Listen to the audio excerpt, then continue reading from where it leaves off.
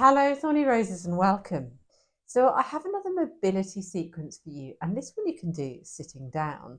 So, it's perfect if you're stuck at your desk, and also if you just don't have a lot of energy for whatever reason, perhaps chronic fatigue or the end of a long day or whatever it is, you can do these exercises sat down. So, I'll just run you through them and you can incorporate the ones that you like. And of course, you can chop and change a little bit. You can add ones in from mobility 1 and mobility 2 if you would like.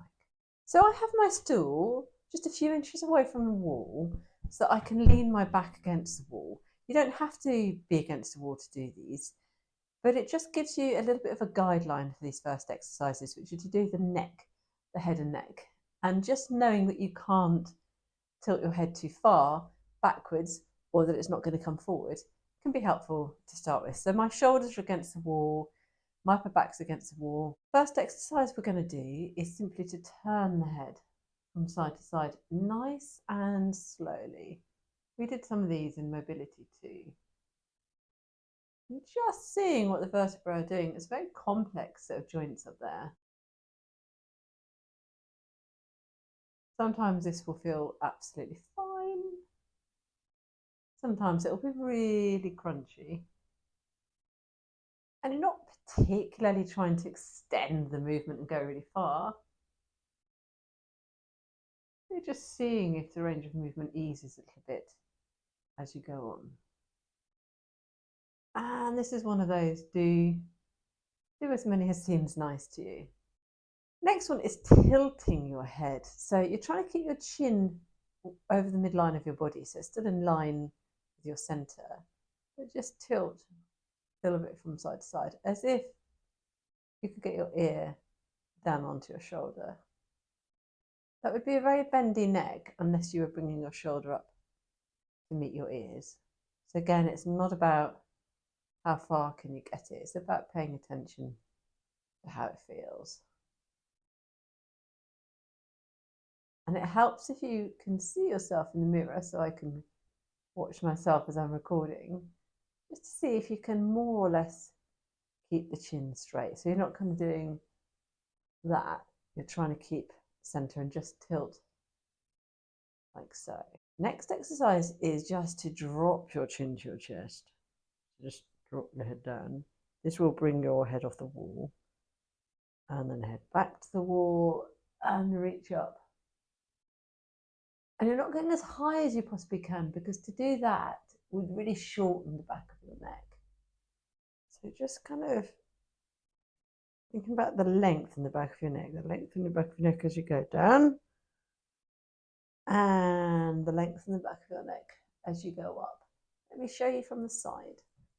We were talking about the dropping the head down to the chest, and that when you reach up to the ceiling, you don't squash the back of your neck. And that rather what you're doing is, yes, dropping your head down to your chest, really feeling that stretch along the back.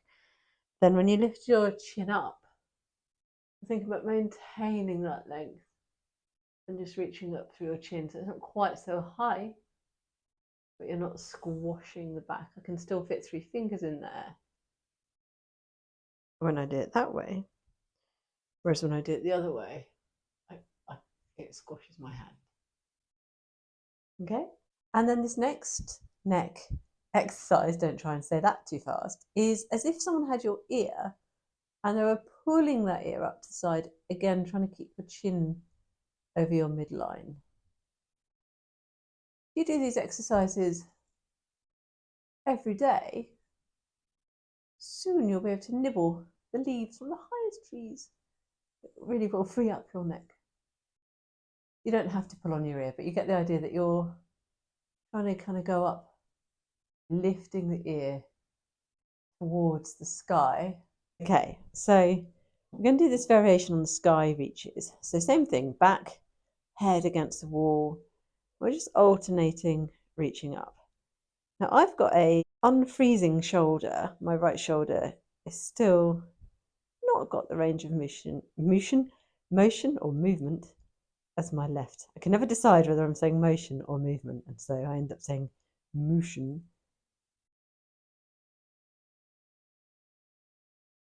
and then both together. Reach up, drop down, reach up, drop down, reach up, drop down. Good. We can also just do alternating legs.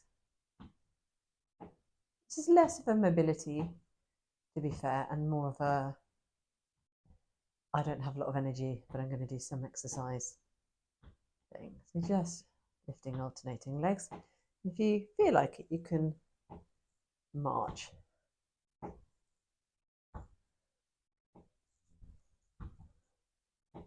Do bigger movements, so getting elbows, knees closer. Or you can do smaller movements, which is more subtle.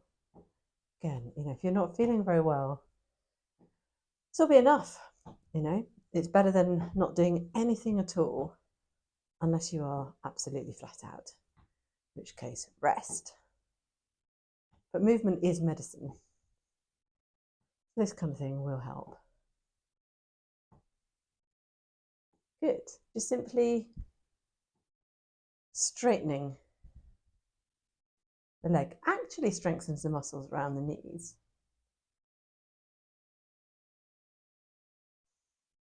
And again, isn't super strenuous, but it's the sort of thing that you can do, just improves your metabolic profile, just gets the blood sugar out of your blood into the muscles where it's needed. Tells your body it doesn't need to store it, it can use it. Having a good metabolic profile on your blood, so important. There we go. Great. If you've got the mobility to cross your ankle over your knee, then let's do that. If you haven't, you want to. It's really important to have that kind of mobility. If for some reason you don't have that, you could assist that movement, get a strap and help lift the leg up. Lift the leg, maybe get a bit closer and see what you can do. And if here or here is where you get to, you're just practicing that movement.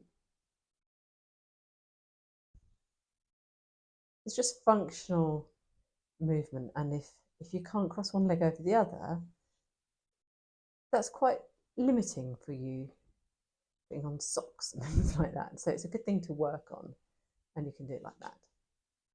If you can get that ankle over the knee, then just this stretch here is quite good, and you can push down gently on the knee to get that stretch even more. So what you can do is kind of clasp your hands and just reach forward. You're very likely to feel that as a stretch all along here and quite deep into there, into a muscle called the piriformis, which is very tight on a lot of people. You can reach straight forward, or you can reach a little bit more down to the ground. We can reach a little bit up and out. You can go through that. You might find one of those feels lovely, or relatively speaking lovely, and you want to do more of that. This feels like a really tight stretch for me. Or you might feel like one of the others is better. And then, of course, alternate, do the other side. Oh, haha. So here, I notice this is much tighter. I don't think that it always is, but at the moment it's much tighter. So just getting this leg horizontal, parallel to the floor like the other one was, I can feel how tight the muscles in here are. Always a good thing about doing these body checks, doing these exercises on both sides, is that you find out the imbalances, the irregularities. You're always looking to minimize the difference from one side to the other to correct the asymmetries functionally and visually. Structurally, you want to be as symmetrical as you can, ideally.